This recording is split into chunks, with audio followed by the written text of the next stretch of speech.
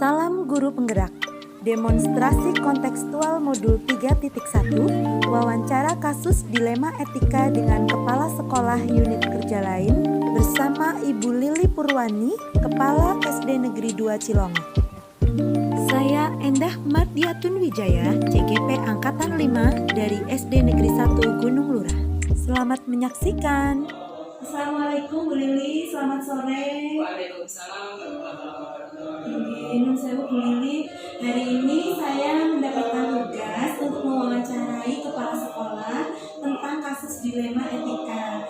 Nah, di sini saya akan mencari atau menimba ilmu dari Bu Lili yang sedang sebagai kepala sekolah, bagaimana cara memutuskan dilema etika, keputusan ketika menghadapi dilema etika. Apakah Bu Lili bersedia untuk diwawancarai, Bu Lili? Insya Allah saya coba bisa membantu. Terima kasih Bu Lili.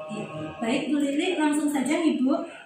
Selama ini itu bagaimana Bu Lili untuk mengidentifikasi kasus-kasus yang merupakan dilema etika atau bujukan moral?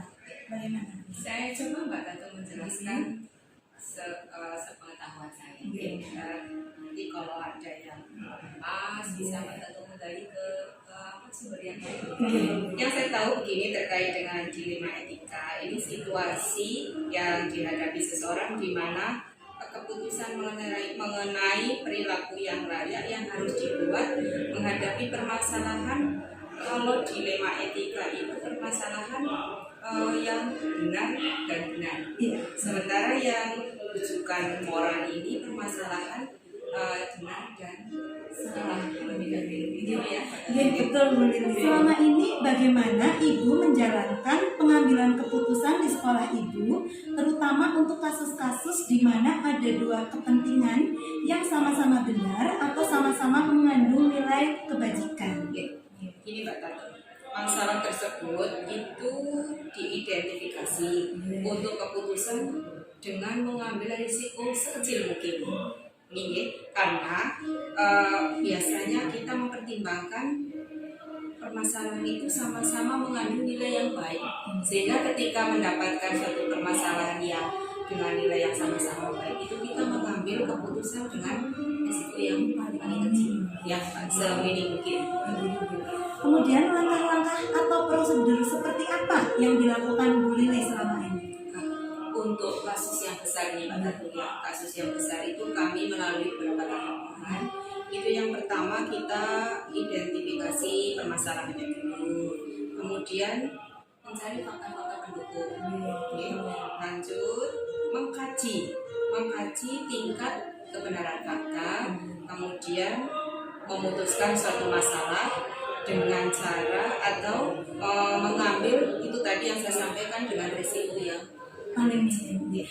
Untuk di sekolahnya Bu Lili sendiri, Bu Lili pernah mengalami kasus dilema etika yang seperti apa? Contohnya gini Pak Tatu, ini dasar ketika saya supervisi Renat menghadap pembelajaran di mana ada dua kelompok siswa yang sebagian itu sudah melampaui target atau sudah memenuhi target yang kita kehendaki, sementara ada sebagian siswa yang mohon maaf masih membutuhkan bimbingan. Ini kan sama-sama pentingnya ya. Sehingga ketika rekan guru menyampaikan permasalahan ini, kami berikan solusi begini: jalankan dua-duanya. Yang sudah bisa melampaui target, kan mereka berharap untuk bisa melanjutkan, biasanya lanjut ke guru lanjut sementara yang ini diulangi lagi Bu karena belum paham atau dengan bahasa mereka, maka kami memberikan solusi kepada teman guru tersebut, jalankan keduanya.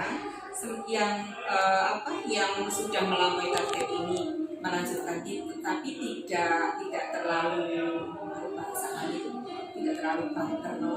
Sementara ini kita mencoba mencapai target yang mereka tertinggal, sehingga kita nanti bisa menemukan kesejajaran. Jadi yang ini tidak terlalu tertinggal, sementara ini juga tidak terlalu banter. Pada saatnya nanti mereka bisa ketemu dan mendapatkan hal yang bisa sama-sama. Berarti misalnya di kelas itu mungkin dilakukan pembelajaran berdiferensiasi mungkin. Jadi benar vs benarnya itu yang tadi siswa yang kepengen lanjut kan benar, yang satunya juga benar ingin sampai mudah. Betul untuk pengulangan lagi, pendampingan lagi. Kemudian hal-hal apa saja yang selama ini Bu Lili anggap efektif dalam pengambilan keputusan pada kasus-kasus dilema etika tersebut? Mbak, ini keputusan dengan mementingkan siswa, utama itu mementingkan siswa dan dapat dipertanggungjawabkan dengan risiko tadi sekecil mungkin. Ini menurut saya merupakan salah satu upaya yang saya anggap paling efektif dalam mengambil keputusan. Jadi harus kita bertanggung jawab. Berarti ketika rekan atau guru yang ada di sekolah Bu Lili itu ketika menghadapi masalah tadi, Bu Lili memberikan keputusan itu memberikan saran gitu agar melakukan pembelajaran berdiferensiasi. Untuk pertanyaan selanjutnya, hal-hal apa saja yang selama ini merupakan tantangan ketika Bu Lili mengambil keputusan?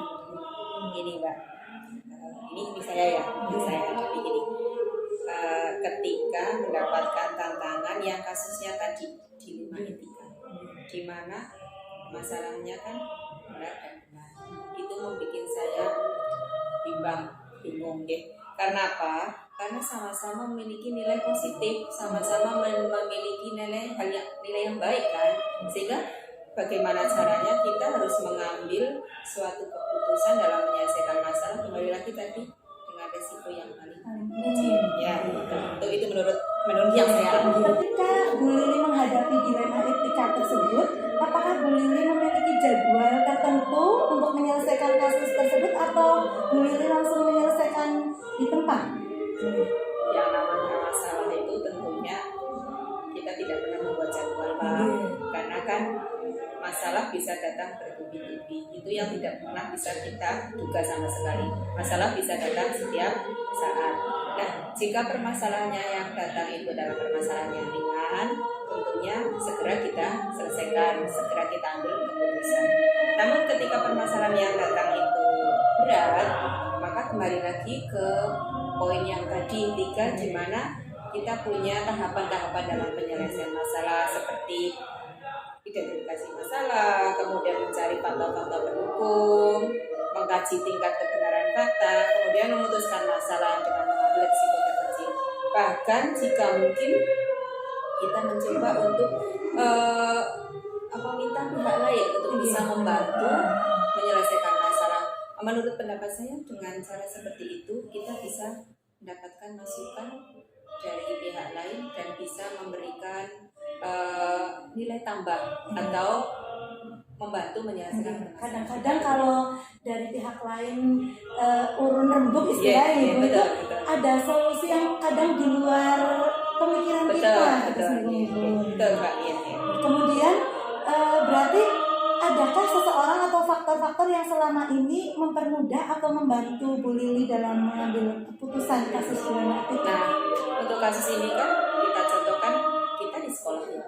Otomatis yang paling dekat dengan kita adalah rekan guru atau teman sejawat. Kemudian kita bisa dengan siswa juga atau dengan wali murid atau bahkan dengan stakeholder yang lain. Dengan harapan semakin banyak orang yang memberikan masukan atau membantu dan kita libatkan, itu semakin banyak orang yang memberikan masukan atau tadi membantu mempercepat menyelesaikan masalah. Kemudian dari semua hal yang telah disampaikan tadi, pembelajaran apa yang mungkin Bu Lili petik dari pengalaman Bu Lili tadi dalam mengambil keputusan dalam dilema etika tersebut? Ya Mbak, memutuskan masalah itu harus bisa dipertanggungjawabkan.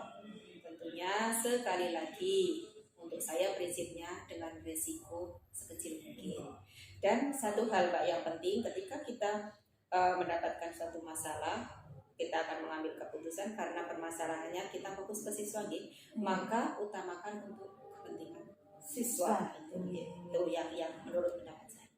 Setuju Bu, karena kita tujuannya adalah berpihak kepada murid. Sepertinya sudah cukup ini Bu wawancaranya. Terima kasih sekali Bu Lili Saya sudah dibagi ilmunya, pengalaman Bu Lili yang sudah banyak menjadi kepala sekolah tentu dapat menjadi menambah ilmu saya untuk dapat belajar bagaimana cara dalam mengambil keputusan. Itu tadi pendapat saya nih Mbak. Jika nanti Mbak Tatum mendapatkan referensi yang lain, itu akan lebih baik sehingga nanti bisa saling di-compare lah ya. Selamat untuk mudah-mudahan ini bermanfaat untuk menjadikan publik. Terima kasih Bu Lili. Sama-sama Mbak Tatum, sukses selalu. Waalaikumsalam warahmatullahi wabarakatuh. Analisis kasus dilema etika yang terjadi pada SD Negeri 2 Cilongok dengan Kepala Sekolah Ibu Lili Purwani menggunakan prinsip yang sama seperti yang terjadi di sekolah saya, yaitu berpikir berbasis pada rasa peduli atau care-based thinking. Keputusan yang diambil juga sudah tepat dan sudah memunculkan opsi trilema. 9 langkah pengambilan dan pengujian keputusan. Langkah 1, terjadi pertentangan antara nilai benar versus benar. Langkah kedua yang terlibat dalam kasus ini adalah guru kelas, murid yang belum mencapai target, murid yang sudah mencapai target, dan kepala sekolah. Langkah ketiga, selain nilai fakta benar versus benar, di sini juga guru mempunyai rasa tanggung jawab terhadap murid yang belum mencapai target pembelajaran. Pada langkah uji legal, tidak ada aspek pelanggaran hukum pada kasus ini. Pada uji standar profesional, guru akan menjadi tidak etis jika tidak mengulang materi pembelajaran kepada siswa yang belum mencapai target. Sama halnya pada uji intuisi. Pada uji publikasi, guru dan kepala sekolah akan tetap merasa nyaman karena keputusan berpihak pada murid. Pada uji panutan atau idola, akan mengambil keputusan yang sama seperti yang dilakukan oleh kepala sekolah dan guru. Untuk langkah selanjutnya, dapat Bapak Ibu baca pada slide berikut. Terima kasih telah belajar bersama saya. Sampai bertemu pada modul selanjutnya.